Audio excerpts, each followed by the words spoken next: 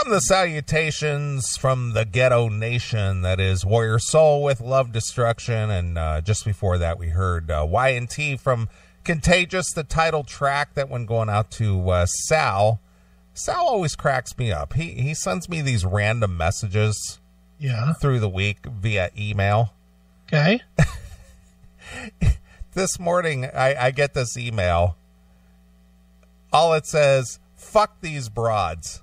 And in the body of the email, I'm in the downtown area, man. I'm listening to these conversations around me. These women are out of control. Fuck this. That's all it says. Well, that's good. It's like, well, I don't have a frame of reference here, but okay.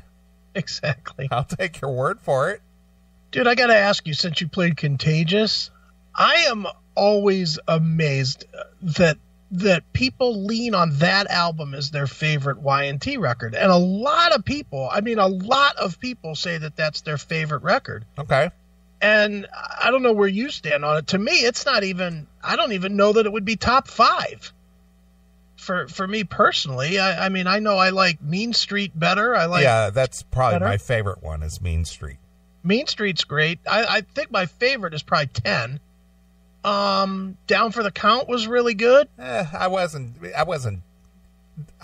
one was way too poppy for me. Yeah. I mean, I just, Contagious to me, I thought was poppy.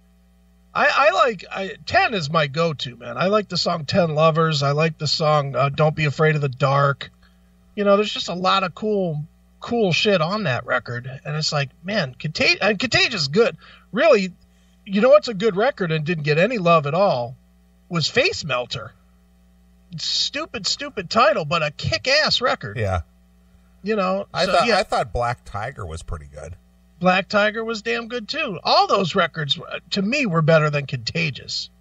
Contagious was okay, but Contagious was like that record that like the record company got their hooks deep into them and made them make like a pop record. Yeah. So I don't know. I'm just always curious, but and I'm in the minority there. I see all the time people talking about Y&T's best stuff, and more than half say Contagious is their favorite record. Well, maybe it's more of an ear candy thing.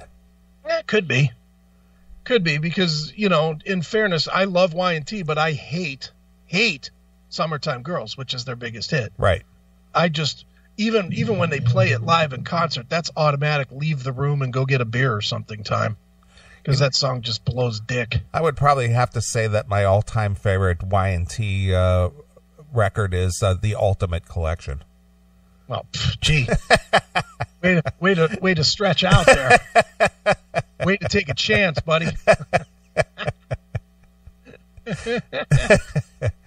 All right, well, I found that Adam Carolla thing. Okay, cool. Yeah, I went to the Reddit page. All right. And pulled it up, and sure enough, so I have not heard this.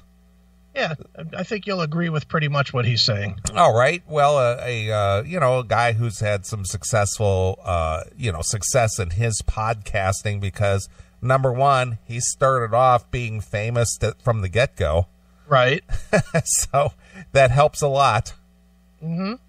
So let's see what Adam has to say here. Okay. There's Donald Trump. Trump was like, yeah, I said those things. He says an outrageous thing, and people like get outraged. Like, yeah, I said it. It's locker room talk. Get over it. And it's like, and then it's like, well, he's on to the next thing. The problem is like, oh no, I'm sorry. Now what? What do I do? How quickly can I apologize? Well, if the deal is, own it. If you think about where a lot of this is coming from, and I was talking to Drew about this, and we've talked about it before. You think about progressive movement. Well, it has the word progress and movement in it. It does not have a satisfied moving on component to it. It's we will move forward. We will move and we'll be progressive. So what you were apologizing for 5 years ago, you're going to be apologizing for something else now. We don't have a thing where we check all the boxes and move on to the next crisis. We keep going this direction, and there is no stopping. So the conceit is I will apologize, and then they will stop. The answer is no, they will not. They will move on to the next thing, and you may be included in that. Right. So with that in mind, do not apologize. When you don't apologize, they don't get satisfaction. When they don't get satisfaction, they move on to the next person who will give them satisfaction by apologizing. And yeah, like Brian says, whether it's, your Howard Stern or your Trumps. Charles Barkley's a good example. Barkley, or I've always said it's like Snoop Dogg with pot. Like at a certain point, you would be disappointed if he wasn't smoking pot. You know what I mean? He's established, this is what I do. Right. I Trump smoke was so pot. cordial today. I'm so sad. Oh, boy. This brings up a good point.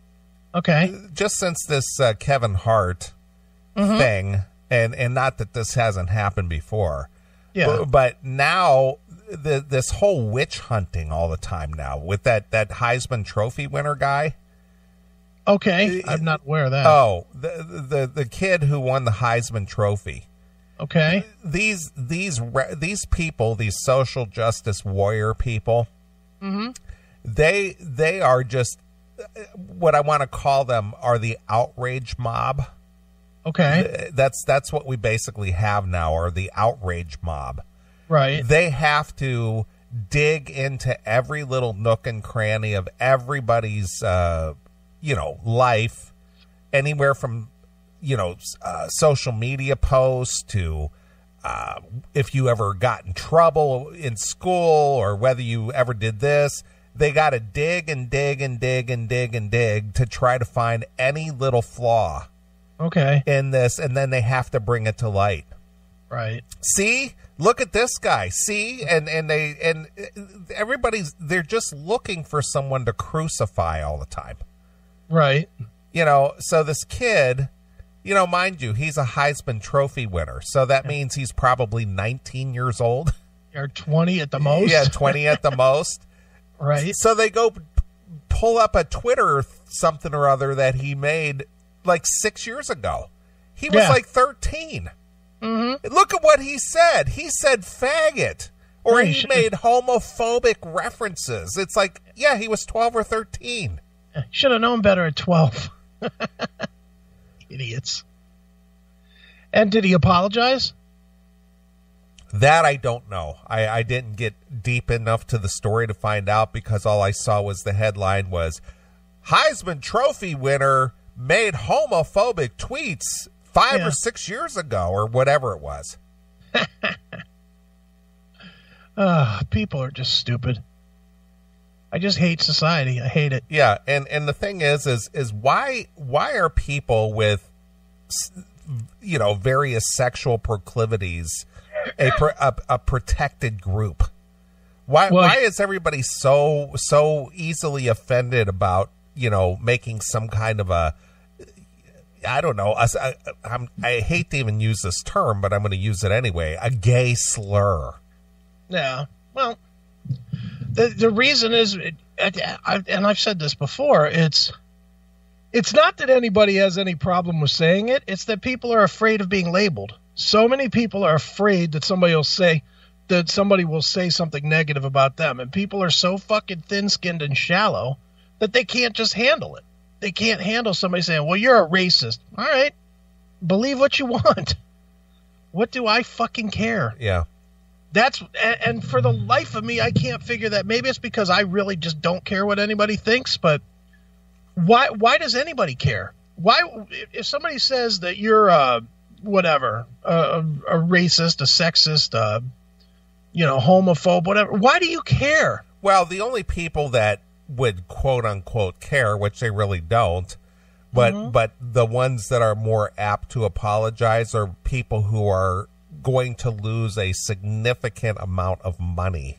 Yeah, but it's already too late. Well, yes and no. I mean, I sent you that article this week about that Mika Brzezinski on that MSN show, that Morning Joe, and she was able to use the term butt boy, but she was able to skate. Yeah, she didn't even get in trouble, did she? No problem. Nobody was out there marching in front of the building, and the LGBT didn't get involved, and sponsors weren't pulling out, and nobody got upset about that. But why? Yep. Because she's a liberal. She's allowed to say butt boy. Yeah. What is he good? Her new butt boy? Nobody said anything about that. But the problem is there's too many people on the other side that react to it. If somebody says something about you, you just got to be like, you know what? Fuck you. And if you lose, you lose. So what? If you lose, you lose. At this point, you just got to... At this point, you got to stand your fucking ground. If you don't stand your ground, then you might as well use the real words that you really want to say. Right. Because if you're gonna somebody's gonna complain that you said something that they don't like, and you're gonna be like, well, I'm really sorry that I offended you. Fuck you. Just fuck you. You know, that is the answer now. Fuck you. Yeah. Nothing else. Until everybody is just saying fuck you, it won't go away. You know, and it's just like the social media thing. Dude, I mean, I was a social media guy, and I'm done with it because you know what? I'm not going to ever apologize for it. So I don't even want to invite the assholes to come looking for me. Just fuck you. I just won't use that fucking platform. End of story. It's not like I'm being driven away from it. I just fucking don't care to deal with people that are assholes. Right. So I get rid of it. Yeah. Well, the thing is that with social media, so much of what you may or may not have put out there online is out there forever. Yeah. And somebody with a vendetta or somebody with an agenda, they'll go out there and dig and dig and dig. You know, and again, you know, like this Kevin Hart thing, which was last week, and this Heisman Trophy, they're digging back 10 years. Oh, 10 years ago you said blah, blah, blah. Yeah. Well, I think it's very clear that you and I, we probably couldn't get a city council position. Well, that is true. And I'm not even talking about myself, but it's always the higher profile people that, you know, they stand to lose a big paycheck. Mm-hmm. It is. Otherwise, if it's just regular working guys like us, you know, nobody's going to give a shit. It's only, I'm going to take your money away. Yeah, but it's weird because you say that, but you and I are very fortunate of our situation to where we don't have to worry about it. The people in your company are pretty relaxed. And, you know, I obviously don't have a boss. Yeah. But if ever there was a time that for whatever reason they needed to get rid of you, it would be so easy. They could just, you know, they're aware of this show and they could fucking find a tape and you'd be done. Sure. If they wanted to. Right. Now, admittedly, you know, you don't have that issue, but it could happen. I mean, it's definitely out there. But just, what? You know, this is, and this goes into where you have made the decision of, I don't give a fuck. Yeah. I'm not going to kowtow to anybody. I'm not going to play somebody else's game, you know, in order to live my life. I'm going to live my own life. If you don't like it, fuck you. Don't hire me. Exactly. That's the way it has to be. Says it in our theme song. If you don't like it, fuck you, pal. Exactly. And it's correct. That is correct. All right, here we go with Adam. All right. I feel like I'm missing something. This is what I do. Yeah. This is my brand. And nobody, you know, the thing that's funny about Trump and all the vitriol and all the negative news stories and all the, you know, everyone with their panties in a bunch and on all of that in 2 years. No one has ever asked him to apologize. They've been like, he's Hitlerian. He needs to be removed. He needs to see the fire. No one ever went like, hey, man, you got to apologize for that statement. He said, because they know he doesn't apologize. Mm-hmm. So to Brian's point. You don't negotiate with terrorists, Trump doesn't apologize. Right. So it's known. That happened with Joan Rivers. I think she was doing some jokes about flight attendants, and the flight attendant union or whatever demanded that she apologize. How'd that go over? And she said, I'm not apologizing. Do what you need to do with that information. I'm not apologizing. And that's the other thing I don't get. I demand that you apologize. Who are you to demand anything from me? But even if you could, even if somebody kowtowed and said, yeah, I'm sorry, does that really make you feel better? Does that give you a sense of power? See, I made them apologize. Is that because I can't think of a time in my life where somebody slighted me which it's happened on many occasions, that I ever said, you need to apologize, or I'm not going to go any further until I get an apology. Please. Yeah, I would never. Dude, I've always had a simple stance in life, and this is long before all this social justice fucking bullshit came up, and that was, if you give me an ultimatum, I will always choose the opposite. I will always choose the opposite. If you tell me I have to do something, fuck you. If you say I got to apologize for saying the word nigger, I'm going to fucking put a billboard up that says the word nigger just to fucking spite you. Yeah. You know, fuck that shit, dude. But what do people get out of that? That's the question. Nothing. Look, what is this? Chris, is there ever a time or a place for an apology? Sure. If you actually do something or say something that you don't believe in, or you feel remorseful about, you know, and I'll make no bones about it. I've apologized before about shit. You know, the probably the most famous thing was the Doro thing. You know, while I didn't feel like we did anything wrong and I didn't apologize for that, I did apologize for hurting her feelings because I didn't intend to hurt her feelings. So I apologized for that. So sure, if you truly believe that something you said wasn't received the way you wanted to deliver it, sure, you can apologize for that. But, you know, but to apologize because the masses don't like what you said, that's fucking pathetic. That just shows a weakness in your own personality that you fucking don't stand up for what you say. That you're only just trying to get attention. Don't you think? I agree. You know, the whole I demand an apology. Yeah. It's like, well, you're not going to get it because now you've put stipulations on everything. Now, if I felt genuinely remorseful about something, or maybe I, you know, regretted, you know, saying something, or it was misconstrued, yeah, I'll apologize, but not if somebody said, you owe me an apology. Yeah. Yeah, I would never do that. The minute somebody says I owe them an apology, that apology is never, ever, never going to come. Right. There's just no chance then. Because I don't owe you a goddamn thing. I don't owe anybody shit. You know who I owe? My mortgage company. That's it. And even them, it's iffy. I could get another place without them. Yeah. And speaking of Trump. Yeah. No matter what your thoughts on him are, good, bad, you like him, you dislike him, you don't really have an opinion or don't care. Yeah. He is a tough motherfucker. Yeah, he takes a lot of shit and does not fucking flinch. He does. And nothing seems to affect his stride. Nothing. No. He just forges right ahead with his next whatever's on the next agenda.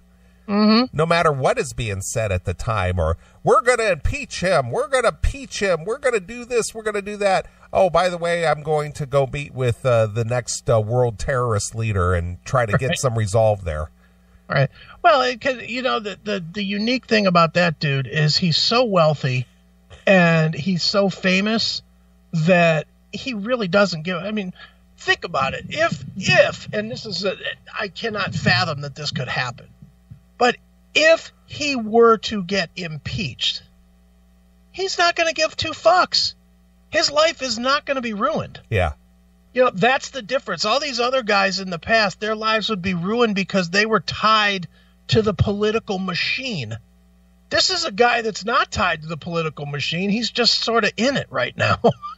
You know, he's doing it. This is like a fucking summer camp for him. Yeah. You know, and he doesn't care. Okay, I'm an impeached president. Big fucking deal. Is that going to make me not able to stay at my fucking $1 billion Mar-a-Lago? No. Is it going to stop me from playing golf with all my rich buddies? No. Is it going to stop me from getting all kinds of great ass? No. So he doesn't care. Yeah. He has no he is the definition of what it's like to have fuck you money. Because he has enough fuck you money that nothing they can do can hurt the guy. You know who he reminds me of in a way, and you're going to laugh because it's like complete day and night difference in their situation, but they have the same kind of, no matter what, it doesn't fucking stick to them. They have the same demeanor, yeah. Well, the same kind, yeah. O.J. Simpson. OJ got away with killing people. Everyone knows it. Then he went to jail for fucking kidnapping those people.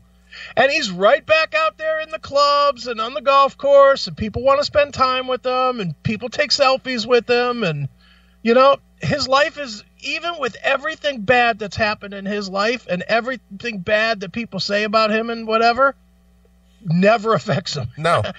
He's still living this untouched life. Yeah, he's not the pariah that you would think he'd become because of his actions. It just made him more popular. Yeah, you would think somebody that murdered and almost cut a woman's head off would not be able to find hot chicks to date him. And every time you see a picture of him, he's out at a club or whatever with some hot chick. Right. Who's just not afraid of getting her head lopped off, apparently, or that was then, this is now, or whatever. But OJ and President Trump are the same exact way. They just don't, no matter what is flung at them, it doesn't fucking stick to them. It does not affect them at all. Yeah.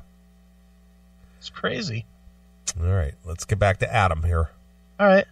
Right. And it just kind of went away. What you can't get, blood out of a stone. Right. But like negotiating with terrorists who abduct camera crews, if she had then publicly apologized for that, then the next comedy set she did, there would have been a group of union butchers or bakers or candlestick makers who wanted her who demanded an apology. Open on apologies. Right. It's funny. People demand everything from Trump, but never an apology. It's never an apology. No one's ever asked him to apologize. And now there are times when you say something that you do truly regret. And I think if it's in your heart and soul and you go, you know what, I screwed up. Yeah. And I shouldn't have said that, and I regret it, and I want to apologize. Isn't that what I just said? Yeah, exactly. I just said that. I haven't listened to this, so yeah, just to hear that was just like, I just said that 2 minutes ago. Those kinds of apologies, I think people should do, but an apology that's forced on someone, and they're just doing it for career reasons, they just seem kind of empty to me. Well, it's basically when somebody's saying, look, you got to apologize, we're going to lose sponsors, you're going to lose backing, you're going to lose money. If somebody said, hey, I need you to apologize, I'm going to take your car. You just go, okay, I'm sorry, whatever it was. See, that's just exactly what we just said. Exactly. You stand to lose a bunch of money, so you go, yeah, you're right, I apologize. Now give me that money that I'm supposed to get. Yeah, that's the only reason it's for it. There's no meaning behind any of it. None. Sorry about that. So what's the difference? Your car's worth $41,000, or you're going to lose $70,000 worth of backing, or whatever it is. Just apologize. It's like literally like saying, apologize, or I'll take something valuable of you. Yours could be a durable good, could be something in a checking account, an opportunity, whatever. So everyone goes, fuck it, I'll apologize. That's why everyone is in such a hurry. And also, no crisis manager or publicist says, fuck those guys, let's get drunk and drop our pants on to suck our cock. Everyone's like, just we got to get out ahead of this. We're going to get out ahead of this. The people that are advising are behind. They're essentially getting back to the terrorist thing. Hey, when we were growing up, if you're in your classroom and you hear gunshots, right, everyone just get on the ground and just lay under their desk and just wait for help. That was the old advice. New advice is throw your fucking shoe at the guy and charge him. That's right. This is a new thing. The old advice, I think, with the publicists and all the crisis management people, like, let's get out ahead of it. Just apologize. I've crafted something for you to read. Right. It'll make sure wear something dark. Don't show a lot of cleavage, or especially if you're a dude. Like, right here you go. Read this and hope that everyone understands. That was the old way of doing it. The new way should just be fuck you. I don't apologize because I didn't do anything wrong. Yeah. There you go. Bingo. Yeah. Mm-hmm. He's right. He's absolutely right. It's like, let's go get drunk and drop our pants and tell them to suck our cocks.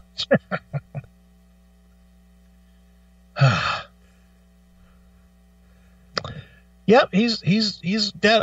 I heard this clip. I was like, wow, that's everything we've said. Yeah, pretty much.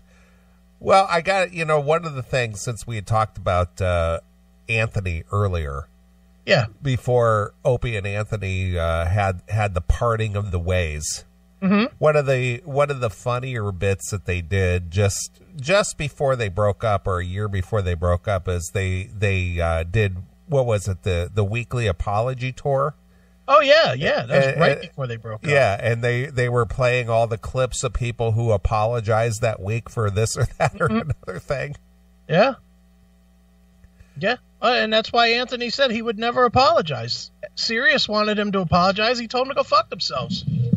He refused to apologize. And good for him.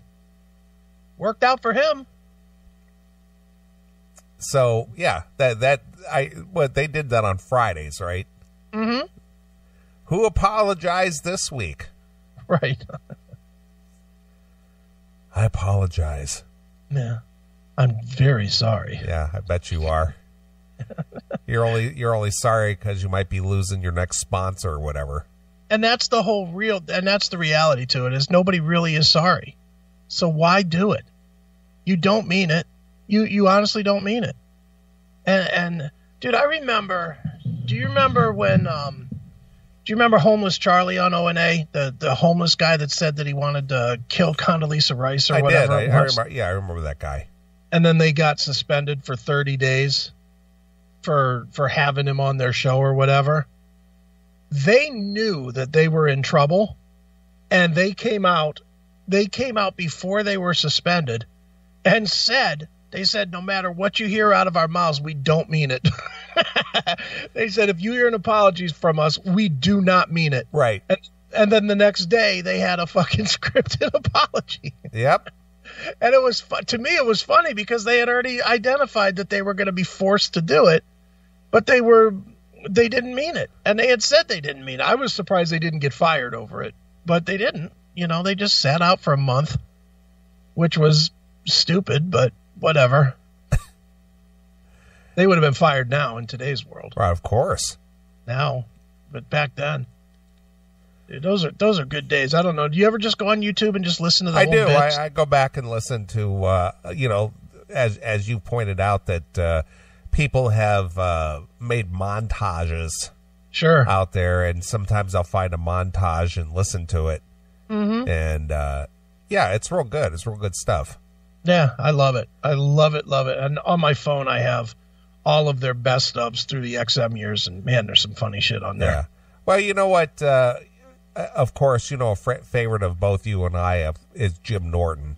Sure. And with the addition of Jim Norton on a daily, consistent basis, that it is just so funny because he was just one of those guys who could just chime in and really make something funny out of maybe something that wasn't going anywhere. Dude, I was listening to a bit today, and I was fucking in my car laughing my ass off. They did I don't even remember this bit, but they did a bit where they took call, like Jim had ripped apart some caller, but they edited it with TV edits so that it could play on like TV. Okay. Oh my God, it was fucking hysterical.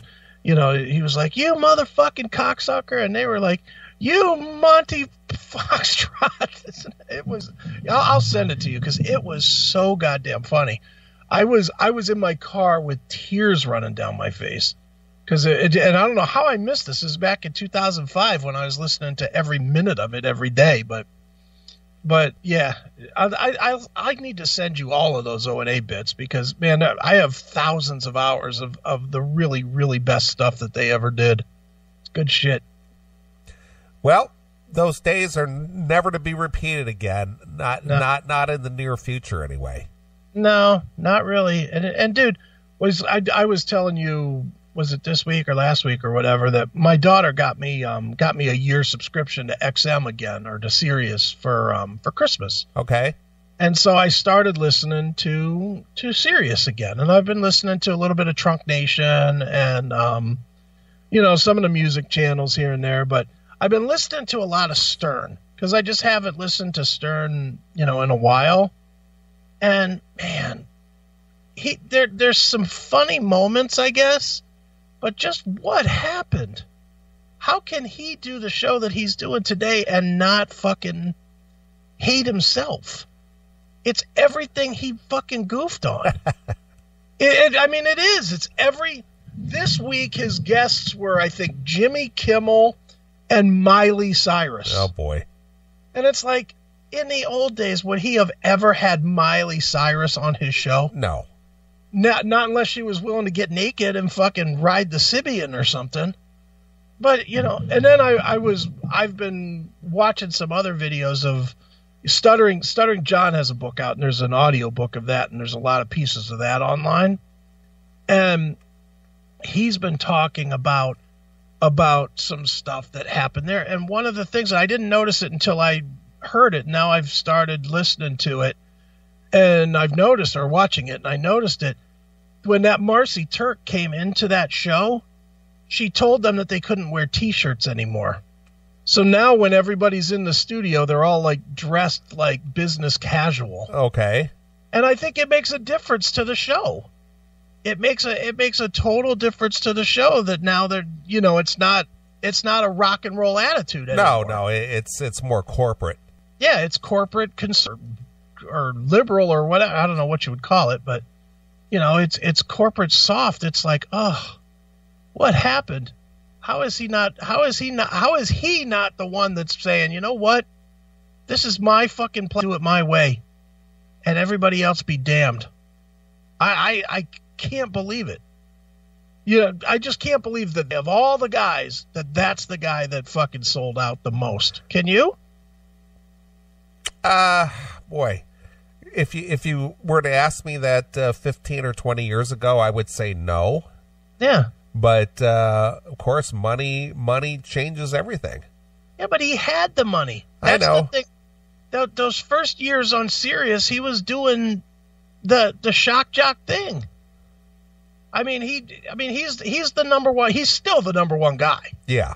There's still nobody bigger. Rush Limbaugh, Sean Hannity, none of these guys are bigger than him. I don't think. Do you? Is Rush Limbaugh bigger than Stern? On the radio, because Stern is limited to just XM Sirius. Yeah. So obviously, if you don't have a subscription, you're not going to hear it. Right. As to where Rush Limbaugh is like on 300 affiliates. Right. Yeah, and to everybody that keeps saying it, I'm not going to interview High Pitch Eric on the fucking show. Why would I interview High Pitch Eric? That you've heard of him doesn't make them interview worthy. Yeah. Just a whack pack guy. He's not worthy of us fucking reaching out and, so what are you up to? What would you interview High Pitch Eric about? Yeah, the only thing that High Pitch Eric, the only purpose that he served is because they would do a bit with him. Yeah, exactly. I mean, he wasn't interesting on his own. He was only interesting if they could do a bit. Yeah, there's guys that I would interview from the old Stern show. I would interview Stuttering John. I would interview Jackie Martling. Obviously any of the main cast, Gary or Robin or Fred or Howard or, of course those guys. But yeah, because they were main. I wouldn't interview Eric the actor or fucking High Pitch Eric or what was his name? Crackhead Bob. Of course, I think all those guys are dead that I just named. Yeah, we talked about that last week. Yeah, but even if they weren't dead, I wouldn't go out of my way to interview them just because they were on. No, I wouldn't interview. Okay, what about Beat? What about Beetlejuice? No, I wouldn't interview Beetlejuice. Well, again, those are bit players. Yeah, what would I interview him for? What would I ask him? I wouldn't ask him. What do you ask that guy? Nothing. He's a funny guy on that show. That would be like fucking Howard Stern reaching out to us to interview Tim James. It's just, he would have zero reason for it. Eric the actor is dead. Good, because he was horrendously unfunny. Ugh. Do you even know of Eric the actor? No, I got to be honest with you, I don't. Formerly Eric the Midget. But they had to change because they weren't allowed, because Howard stopped using the word midget. So then he became Eric the actor. He stopped using the word midget? Yeah. That Marcy Turk said that he couldn't use that word anymore. Wow.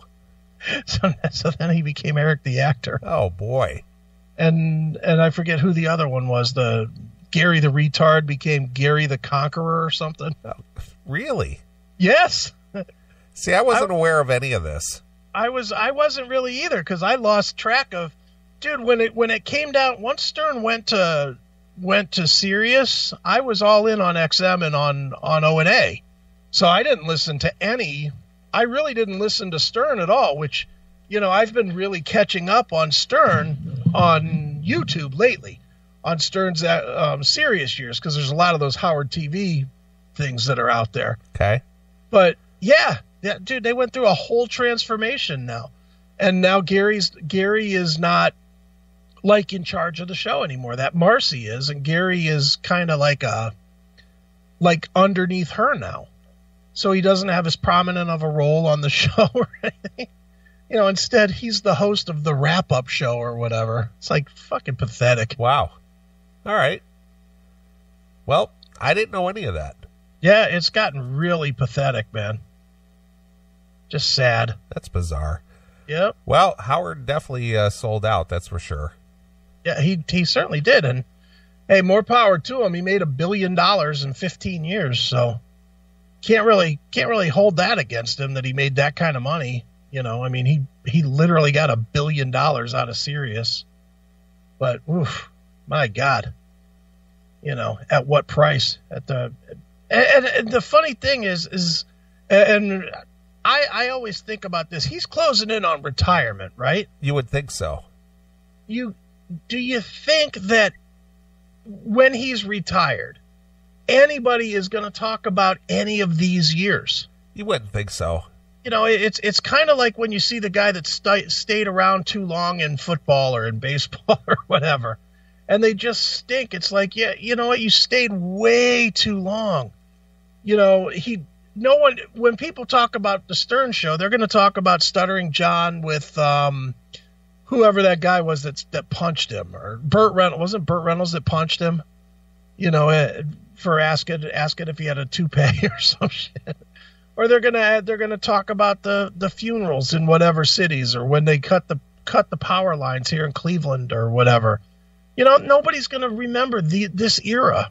And it's just like, man, if you're doing something that's unmemorable and completely lame, why would you keep doing it? Is money worth it at that point when you have that much money? You wouldn't think so. And he only does, 3 days a week? Yeah, he just does Monday, Tuesday, Wednesday. And I don't know. There's just a lot of things that he does that I just have not gotten. Like you're at least aware of the Howard 100 News, are you, or are you not? No. I haven't paid any attention. Literally, I have not paid any attention to Howard in years. Okay. When he went to Sirius, he built a news team. And the news team's job is to follow him and the staff and do news on the staff. So they'll be like, and he does news breaks during his show. And the Lisa G, or I forget who the other guy is, Steve Langford, I guess, will come in and they'll play a bumper for news, and they'll be like, and in the Howard 100 News, we're working on this story. Crackhead Bob has showed up at a place and he was drunk, and here's a quote from the manager that hired him, and they'll be interviewing the guy that hired him. It's the dumbest shit ever. Like these guys are fucking news. And I mean, they've been doing this now for like 15 years, so it's not a bit. It's like part of the show. Okay. It's the dumbest shit ever. I mean, what happened? It's shit that they would have made fun of in the heyday. Can you imagine if the Greaseman had the Greaseman News talking about his show? Yeah. Howard would have killed him. Oh, Lisa G was let go for the show. Well, like I said, I've been watching YouTube, so I don't know. I don't know really a whole lot about what happens today, but I just know the shows that I've watched, they have this news team, and it's like, what is this? So stupid. Well, that's bizarre. I wasn't aware of any of that. Yeah, it's crazy, man. But I am listening and, catching up, I guess, or trying to see what's out there. But it's the saddest thing of all is his show is not as good as Norton and Sam or even Jason Ellis. And that's sad. He should be, he's Howard fucking Stern. He should be the best show on the platform, you would think. And he's just not. And that's just sad. Well, it's just come down to he's the last survivor of that era. Mm-hmm. And he's just adapted his style to stay within the politically correct boundaries. Right. That are out there today. But, a new shock jock team in today's day and age would never get the platform to do that. No, not at all. Yeah, look at Henry Lee Summer fan in the chat room. Beth ruined Howard. There's probably some truth to that, because he did go downhill once he got married. And I would even say a little bit before that, because when he got single, you were still listening when he got single, right? Yeah, uh-huh. When he got single, did you not expect him to just be fucking talking about every Hollywood chick that he would start fucking? Because of all the years of him talking about, how hot these chicks were or whatever. Right. And he really never did. He never talked about, the only one he talked about was that one redhead chick, and I can't remember her name, that was sort of famous. I forget what her name was that he was banging. But he never really, the big rumor was always that he fucked Carmen Electra. And he never talked about that. And, he never talked about any of the Hollywood people that he was banging. And he was. And it was like, dude, you just fucking, Angie Everhart, thank you. But wouldn't you have expected to hear that from him once he got divorced? After all the years of him talking about, well, if I was divorced, I would do this, this, and that. And then he never did. It's just pathetic. Yeah. Mm.